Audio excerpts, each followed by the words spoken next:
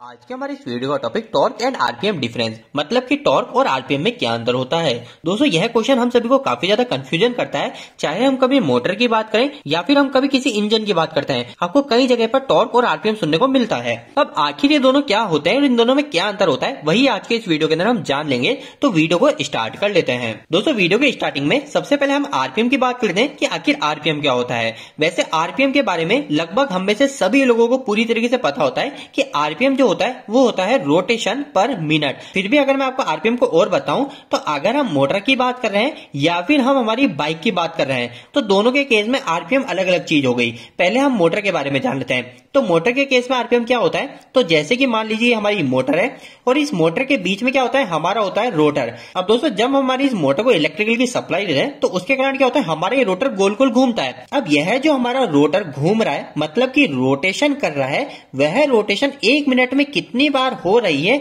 उसी को ही हम आरपीएम बोलते हैं। उदाहरण के लिए आप इस टेस्टर को मोटर का एक रोटर मान लीजिए। अब जैसे मैं मेरी इस मोटर को सप्लाई देता हूं तो क्या होगा, हमारी इस मोटर का ये जो रोटर है घूमने लगेगा। तो अब मान लीजिए ये जो रोटर है, ये रोटर हमारा एक बार ऐसे घूम के आता है, पूरे 1 मिनट के अंदर सिर्फ एक बार घूम के आता है। तो उस केस में क्या बोलेंगे, हमारी जो ये मोटर है ये मोटर 1 आरपीएम की है। और वहीं अगर हमारा ये रोटर 1 मिनट के अंदर 2 बार ऐसे घूम के आता है तो उस समय हम क्या बोलेंगे, यह जो मोटर है यह मोटर हमारी 2 आरपीएम की है। वैसे अगर हम मोटर की बात करते हैं तो वो सिर्फ 1-2 आरपीएम पे नहीं चलती है, हमारी मोटर 1000-2000 ऐसे आरपीएम पे चल रही होती है। लेकिन मैंने अभी आपको एग्जांपल के लिए बताया कि आखिर आरपीएम क्या होता है। आरपीएम होता है कि हमारी जो मोटर का रोटर है वो 1 मिनट में कितनी बार घूम रहा है। और आरपीएम का एक और उदाहरण मैं आपको बाइक के साथ में भी देना चाहता हूँ। ये काफी ज्यादा जरूरी है। ये इसलिए जरूरी है क्योंकि हम में से अधिकतर लोग क्या सोचते हैं, जब भी हम बाइक या फिर कार की बात करते हैं तो हमारी जो बाइक या फिर कार होती है तो उसके जो टायर होते हैं वह टायर 1 मिनट में कितनी बार घूम रहा है वही हमारा आरपीएम है। लेकिन दोस्तों ऐसा नहीं है। जब भी हम बाइक या कार की बात करते हैं तो उसके टायर को कौन घुमाता है, उसके टायर को घुमाता है हमारा इंजन, गाड़ी के अंदर लगा हुआ इंजन।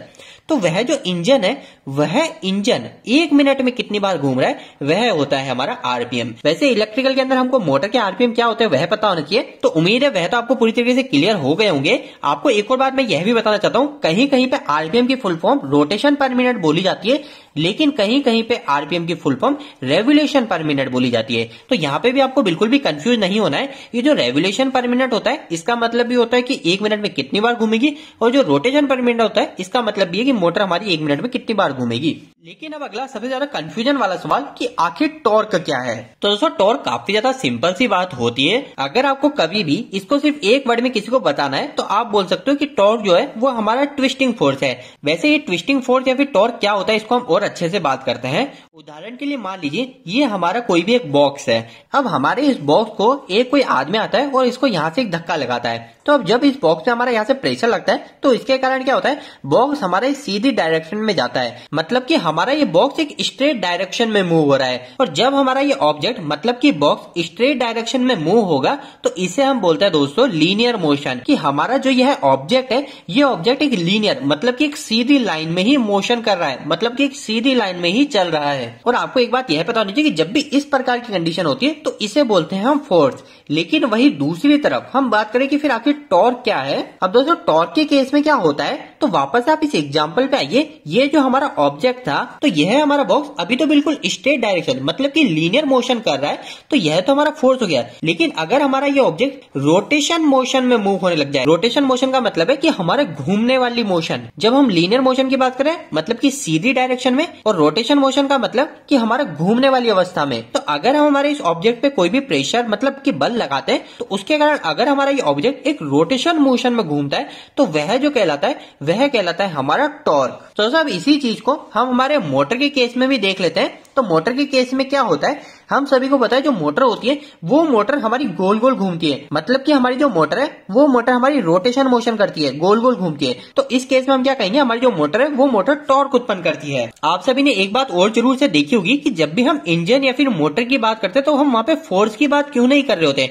वो इसीलिए नहीं कर रहे होते क्योंकि हमारा जो इंजन है या फिर हमारी जो मोटर है ये हमारी जो मोशन करते हैं वो रोटेटिंग डायरेक्शन में करते हैं। तो इसके कारण हम यहाँ पे टॉर्क शब्द का उपयोग लेते हैं। और दोस्तों इसी के साथ में एक और छोटी सी चीज आपको क्लियर होनी चाहिए कि जब भी हमारा टॉर्क 0 रहेगा तो हमारे आरपीएम भी 0 हो जाएंगे। क्यों हो जाएंगे, तो जैसा कि मैंने आपको बताया हमारे जो रोटर है इस रोटर पे जो ट्विस्टिंग फोर्स लग रहा है, जो कि प्रेशर लग रहा है जिसके कारण हमारे रोटर घूम रहा है, तो वह अगर रोटर घूम ही नहीं रहा, अगर वो 0 है तो हमारा आरपीएम भी 0 ही होगा ना। तो यही चीज होता है हमारा टॉर्क और यही चीज होती है हमारी आरपीएम। तो अब अगर आपसे कोई भी टॉर्क और आरपीएम के बारे में पूछ रहा है तो सिंपल सी बात है, टॉर्क के केस में आप बोलेंगे टॉर्क हमारा एक सिर्फ ट्विस्टिंग फोर्स है। अगर हम मोटर की बात करें तो मोटर के अंदर जो मैग्नेटिक फील्ड उत्पन्न होती है उसके कारण क्या होता है, हमारे मोटर के रोटर को एक प्रेशर मिलता है और उस प्रेशर के कारण हमारे रोटर को एक ट्विस्टिंग फोर्स अनुभव होता है। तो वो जो ट्विस्टिंग फोर्स है, हमारे जो रोटर को घुमा रहा है, प्रेशर लग रहा है, वही हमारा टॉर्क है। और अगर हम आरपीएम की बात करें तो आरपीएम क्या है, आरपीएम है कि हमारा जो वो रोटर है वो रोटर कितनी बार 1 मिनट में घूम रहा है, वह हमारा आरपीएम है। तो दोस्तों उम्मीद है कि आज के इस वीडियो के माध्यम से आपको कहीं ना कहीं कुछ बेहतर जानकारी मिली होगी। आपको ये वीडियो कैसा लगा, इस वीडियो को लाइक करके जरूर बताएं।